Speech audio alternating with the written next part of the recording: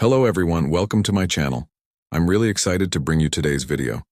If you enjoy my content, don't forget to subscribe and turn on notifications. Let's get started. In the spring of 1994, Italian police officer and experienced marathon runner Mauro Prosperi set off for one of the greatest challenges of his life. He was not only known for his endurance but also for his courage and discipline. This time he was about to participate in one of the toughest ultramarathons in the world, the Marathon des Sables. This 250-kilometer race, held under the harsh conditions of the Sahara Desert, tested not only physical strength, but also mental resilience. The runners had to keep going through scorching heat, sand dunes, and barren landscapes for days. Prosperi had trained rigorously for this race.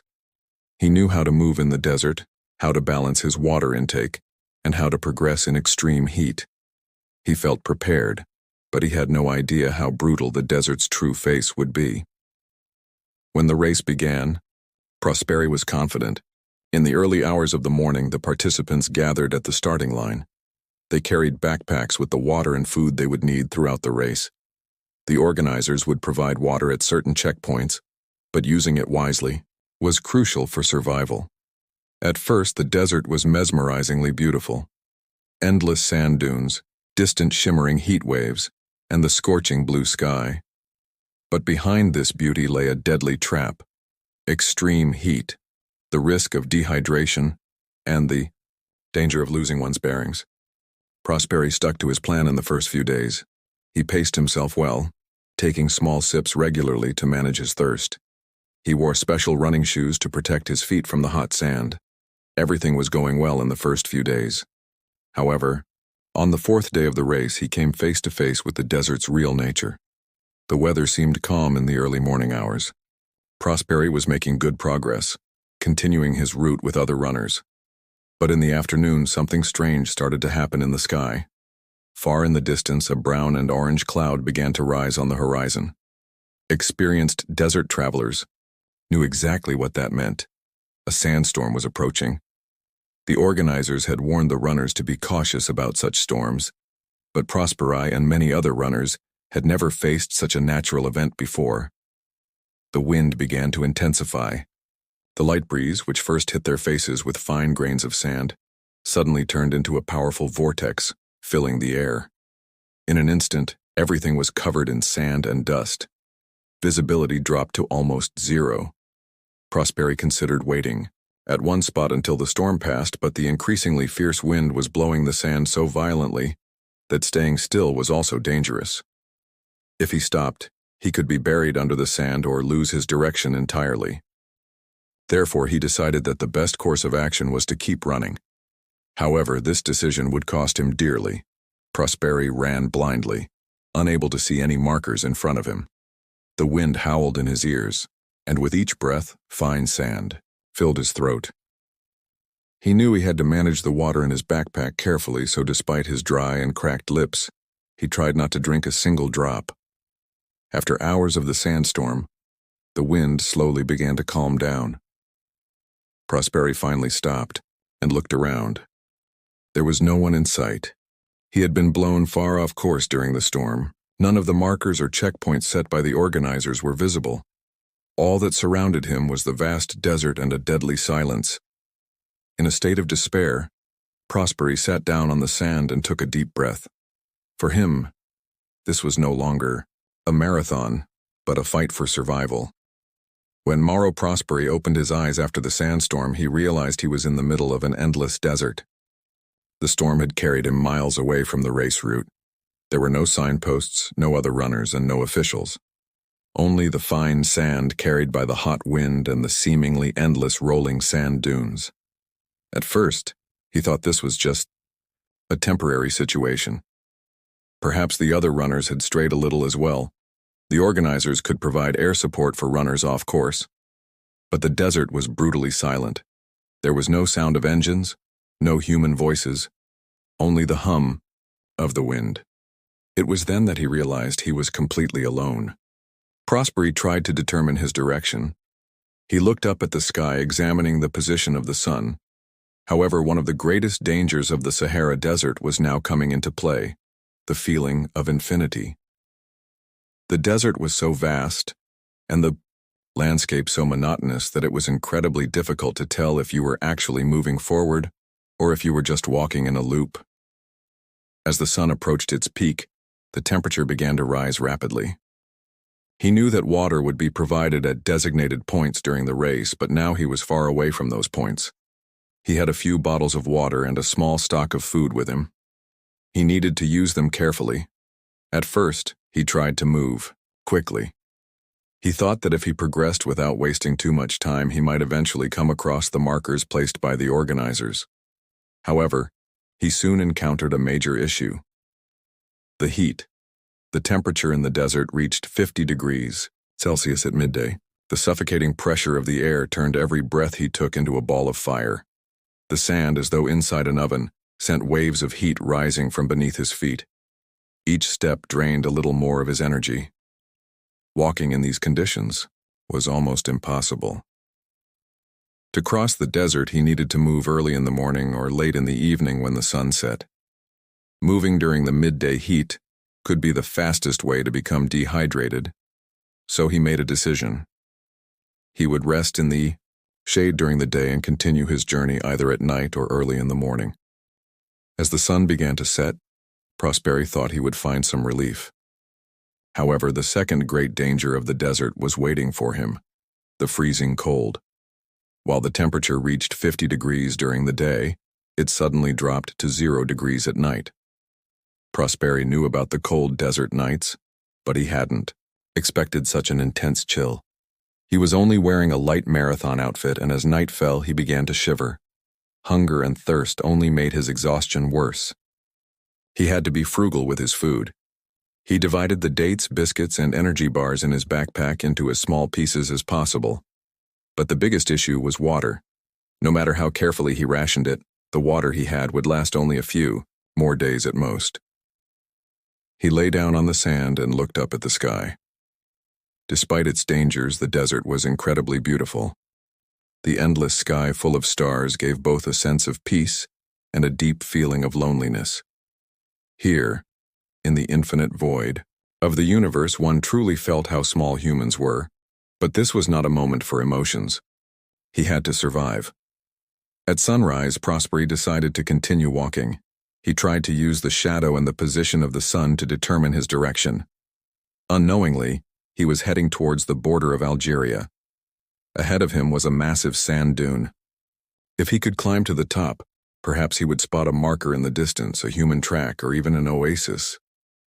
Struggling, he began to climb. With each step, he slid backward in the sand, but he didn't give up. Finally, when he reached the summit, he was out of breath. Before him, there was only more sand. No markers, no signs of civilization. But he still had no intention of giving up. He had to keep moving forward to survive. For Mauro Prosperi, the concept of time had completely vanished. Amidst the vastness of the desert, days blended together, and every moment became a harder fight for survival. The hours spent under the relentless heat of the sun, the freezing cold of the nights, the thirst and the hunger. It was a battle for survival that tested the limits of both his body and his mind. As the days went by, Prosperi's greatest enemy became thirst. His body was beginning to feel the effects of dehydration severely. His lips were cracked, his tongue swollen. His breathing was becoming heavier and his head was spinning. He knew he couldn't survive without water, but finding water in the desert seemed impossible. At that point, the toughest decision came, to his mind: drinking his own urine. He had heard about this survival tactic in stories before. Normally, the body excretes toxins through urine, but in such a state of dehydration, the body needed every drop of liquid. At first, the thought of doing it made him feel nauseous, but then he realized he had no other option. He tried to filter his urine by soaking it in a cloth and drank it in small sips. It tasted awful, and the sensation was unbearable. But this way, he could at least get some liquid into his body. It was a victory of survival instinct. He had solved the fluid issue for the time being, but hunger was gradually weakening him. The few dates and biscuits he had left were long gone. His stomach growled, and his belly was racked with pain. As the fat and muscles in his body started to deplete, his mind began to grow foggy, but he realized that not every part of the desert meant death. When you looked closely, there were small forms of life that offered a chance of survival. He began to find small insects, locusts, and lizards among the sands. He caught them and ate them raw. The taste was awful, but at least it was providing him with some protein. He had to put his pride aside to survive.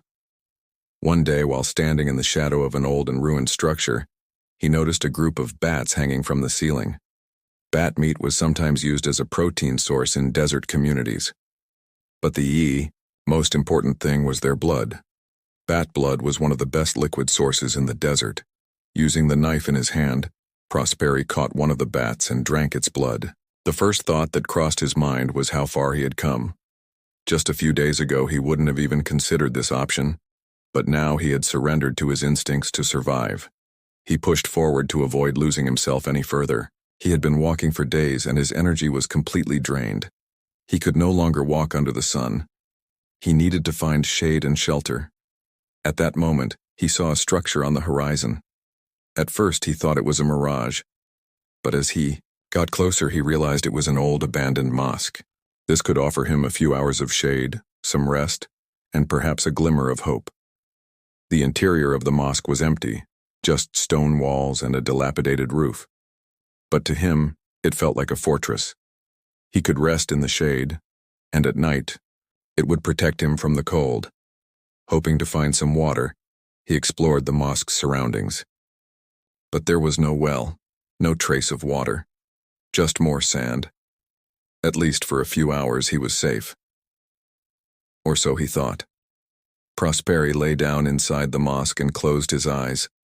His body was worn out from hunger and thirst, and his mind was foggy. He began to ask himself, "Can I really survive here?" He couldn't remember how many days had passed since the sandstorm. 3, 4, maybe more. Hope was running out. Was anyone looking for him? Or had the race organizers already thought he was dead? Was his family waiting for him? Or had they already believed he was gone? As these questions swirled in his mind, for the first time, he thought about giving up. But survival instincts were something beyond despair. His body was exhausted, but his mind reminded him of something. He hadn't come here to die. He had come here to live. As the new day dawned, he decided to make a new plan. If he stayed here, he would truly die. He had to find a way out. It was time to start walking again. For days, Mauro Prosperi had been fighting to survive under the brutal conditions of the Sahara Desert. Hunger and thirst had weakened his body, and his mind had grown hazy. Every minute under the sun brought him closer to death. While trying to rest in the abandoned mosque, his mind drifted back to the days before the race, thinking about his family, his children, and his wife. The reality that he might never see them again was beginning to sink in. No one would find him. He had lost his direction in the sandstorm and had been carried miles away from the race route. The search and rescue teams had probably already declared him dead. His tracks in the desert had been erased by the wind and sand. He was all alone.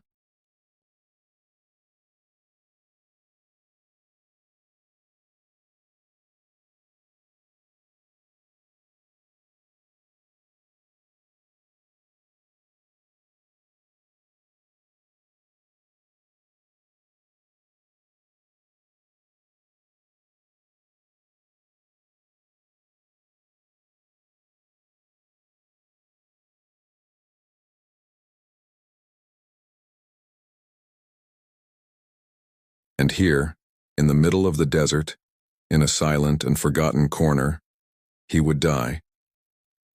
Prosperi's body was deteriorating with each passing hour. His lips were cracked, his tongue swollen, and his throat was dry as a board.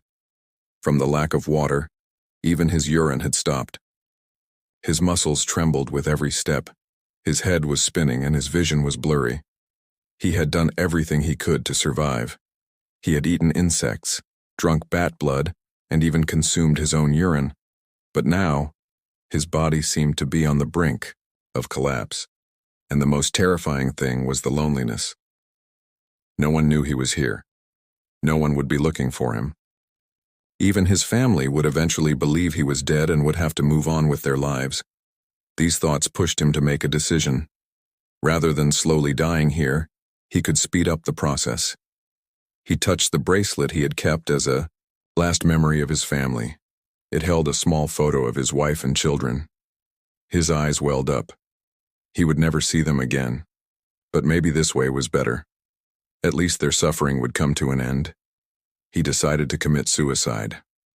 He still had a small pocket knife with him, the one he had carried for the race.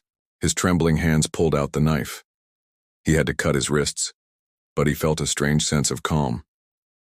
Instead of fear, there was relief. The torment would finally end.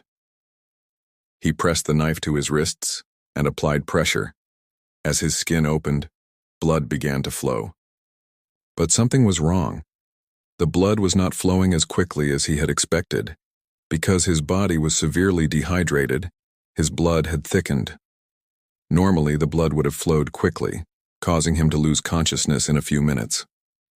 But the blood was flowing almost like jelly. When he realized this, his eyes widened in fear. He couldn't even die properly. He collapsed to the ground. He thought he would pass out from exhaustion and blood loss. But hours passed, and he did not lose consciousness. He stayed alive until morning. As the sun rose, he opened his eyes. He was still alive. This felt like a message. Even death had not accepted him. It meant he was meant to live. If he wasn't supposed to die, then he had to keep fighting. Exhausted, weak, and drained, he was now certain of one thing. He would not die here. He got back on his feet and started walking again. Mauro Prosperi had reached the 9th day of his struggle in the desert, lost and dragged along in desperation. His body was exhausted from prolonged dehydration and hunger, and his mind was clouded with fatigue.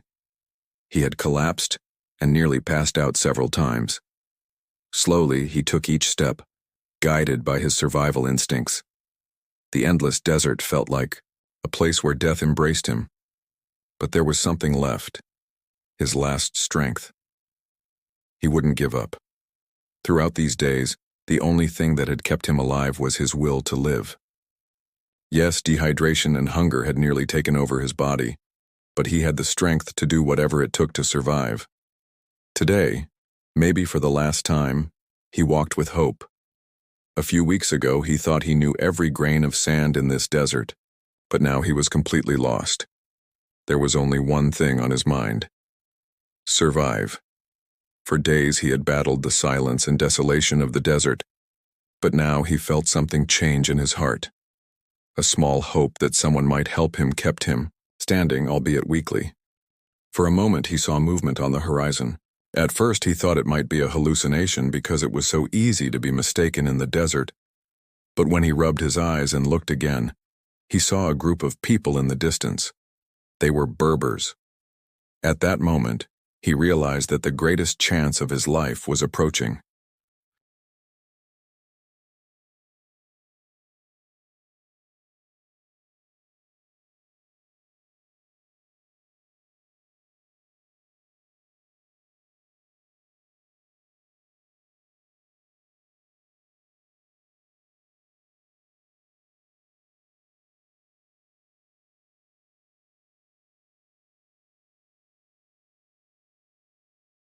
He quickened his steps, walking towards them.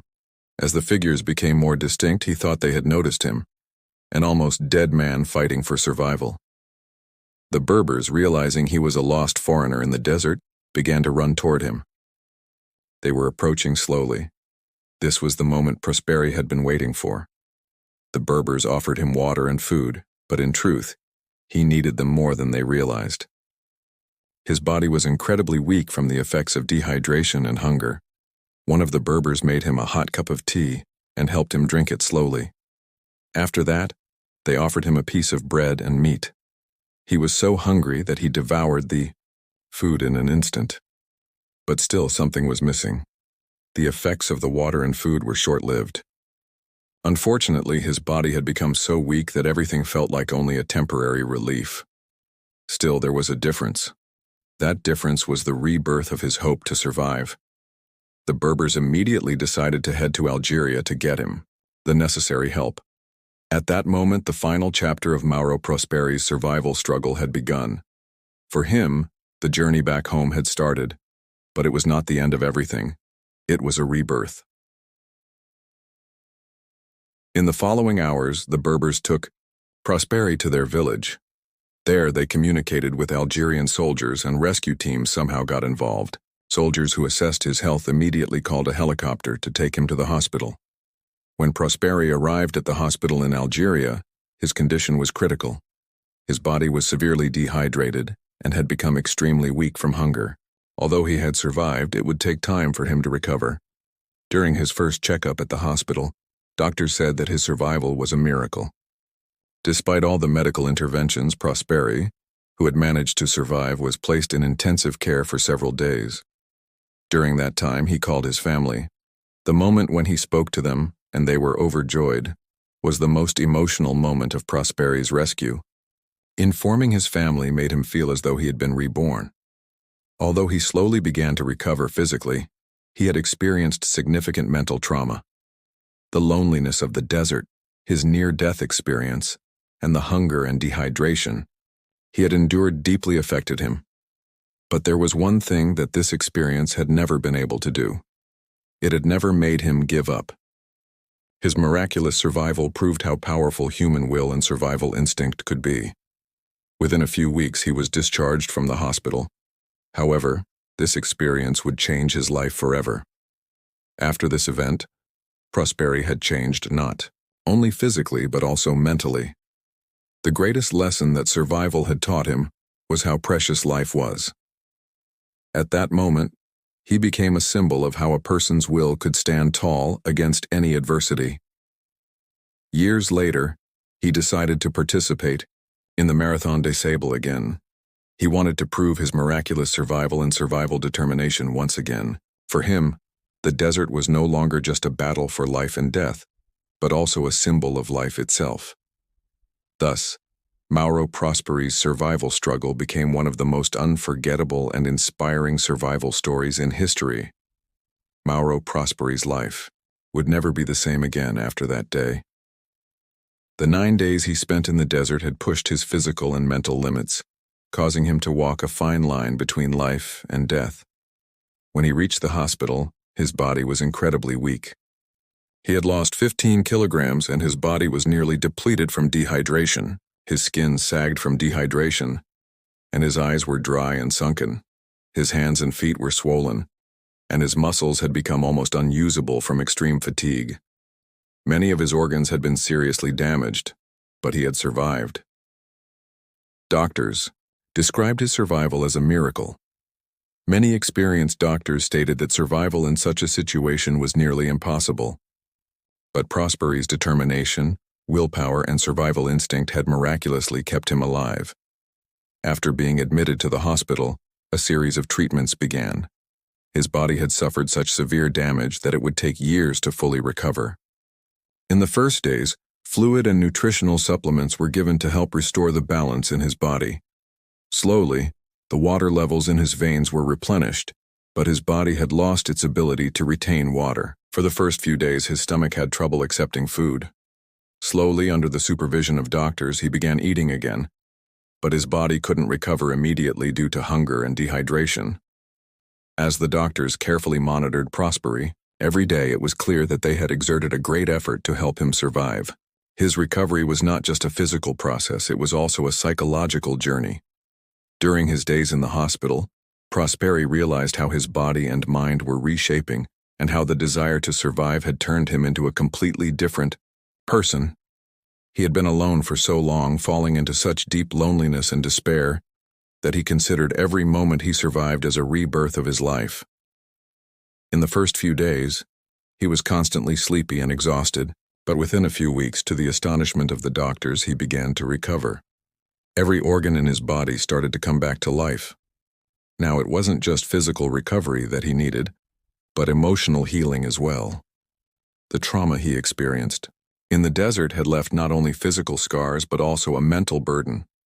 The loneliness, his brush with death, hunger and thirst had deeply affected Prosperi's soul.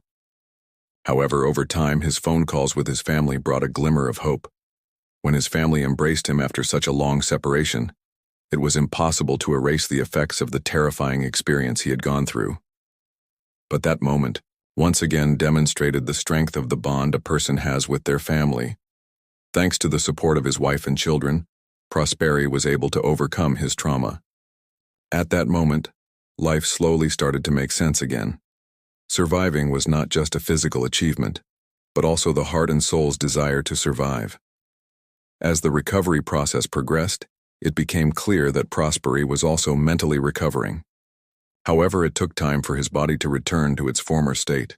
He was still weak, and his energy had not fully returned. But he never gave up. His thoughts were focused on one day returning to the Marathon des Sables. Because he knew that this grueling desert race was not just a physical challenge for him. The desert was also a place where his inner strength was tested. His miraculous survival had taught him something else. Human willpower comes before everything. The limits of the body and mind can be surpassed. After several years of physical recovery, Prosperi finally decided to make his dream come true. Years later, in 1997, he returned to the Marathon des Sables. However, this race was completely different. After the disaster he had experienced, this race held new meaning for him. The person who had once gotten lost in the desert was now different. He truly knew what survival meant. His desert experience had given him a new perspective, not only physically but also psychologically. Now, no matter what, he was racing with the will to survive. In his first race, this time he was not only testing his own limits, but also the limits of human willpower. With every step, he was leaving behind the old Mauro Prosperi, who had once been lost in the desert and moving forward as a reborn man. His courage was not just for survival, but also to prove once again how strong a person could be. Mauro Prosperi's story showed the world how incredible and inspiring the struggle for survival could be. The man who had been lost in the desert not only survived but was reborn. Prosperi's life became a historical example of how strong humans are and how powerful the instinct to survive can be in any circumstance.